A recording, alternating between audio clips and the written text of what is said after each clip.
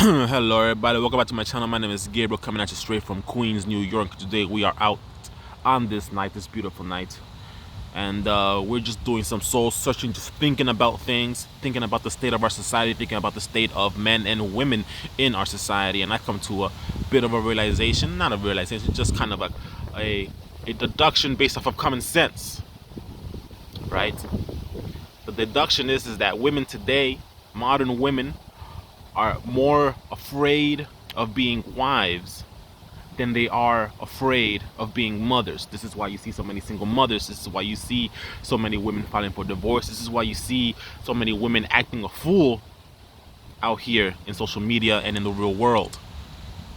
You see, because deep down, they can't escape their natural instinct, and they know deep down that when you are a wife, when you make that choice to become a wife, you are making a conscious decision to submit to your husband, to be a submissive wife to your husband. And see, women, modern women, they're afraid of that. They're scared of that.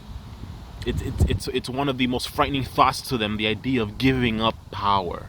See, because modern women today, they want more power. That is why you see, all the type of girl power slogans going on. And it's just another part of the feminist lie, the womanist lie, all right, that the modern society has told women of the last generation, the current generation, and the next generation are amongst the most miserable women on the planet. They are the most unhappy. There have been countless surveys pointing to this exact fact. Women today are the most unhappy women out of any previous generation, even though women today are the most empowered women out of every previous generation. Why do you think that is? It's simple. Because they are pursuing something that does not fulfill them. But that's what they've been taught, brainwashed to pursue. They are pursuing power. All right, you see these women trying to pursue high earning careers. You see them trying to pursue positions of power, which is why motherhood is not feared, right? It's not something that's held in highest, it's held in very high esteem, right? Because they know that with motherhood comes power. You see, the type of power that you don't find in being a wife, right? Because being a wife, you are not the head. Being a wife means that you are there to support. But being a mother, on the other hand, when you're a mother, now you have power over people. Now you have power over the individual. You have power over entire families. You have power over the next generation. See, and that's what women seek today. That's what they have been taught to seek, even though it is making them miserable. Complete misery. It's making them miserable to be around. It's making them loathe themselves. And it's making other people not want to be around them. Okay? It's because they're seeking power. And it's sad. But, our society today is continuing this feminist, womanist lie that power is everything. You have all these type of movements when one of their people die. What do they say? They don't say rest in peace anymore. They say rest in power. See, because power to these people is the proper way to break down a society. They think power leads to change. They think power leads to opportunity. They couldn't be more wrong. And this is why women today don't understand men. This is why women today are more masculine than they've ever been. And it's so unattractive. It is so ugly and detestable when you are dealing with a woman that is giving you the energy of a man. Like, do you really want to throw hands right now? Because that's the language you're using. That's the energy you're putting out. That's the characteristics that you're showing. All right, when men do that to other men, we go outside, like I am right now, and we throw hands. Because we understand that when you're talking to a man, when a man talks to another man, there is always at least a low-level threat of physical violence. Out of respect, a simple respect of our physiology. It is primal. It is caveman. That is in our genes.